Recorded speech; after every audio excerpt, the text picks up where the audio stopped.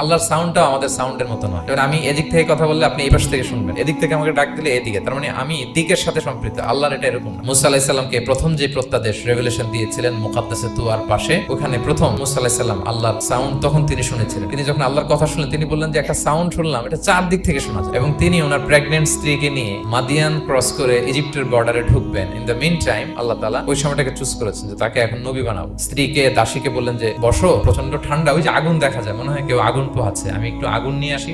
আগুনের কাছে যেয়ে দেখে সামনে যত যায় আগুন তত পেছায়। এবং আগুনটা সাধারণ আগুন না, একটা গাছ থেকে আগুন বেরোচ্ছে, কিন্তু ওই গাছের পাতা জ্বলে না, ডাল জ্বলে না, কিছুই হয় না। আসলে এটা আগুন না, এটা আল্লাহর নূর। আল্লাহর নূর সেখানে ফোকাস দেয়া হয়েছে। তো আল্লাহ তখন মুসা আলাইহিস সালামকে প্রত্যাদেশ করলেন যে ইন্নানি আনাল্লাহ লা ইলাহা ইল্লা আনা ফা'বুদনি, আমি আল্লাহ, ফা'বুদনি, আমার ইবাদত করো, ওয়া আকিমিস সালাতা লিযিকরি। আমরা ভুল করে অনেক সময় এরকম অবান্তর প্রশ্নগুলো করি। তো কোশ্চিন কালেও আপনি সৃষ্টির সাথে স্রষ্টাকে মিলাবেন না।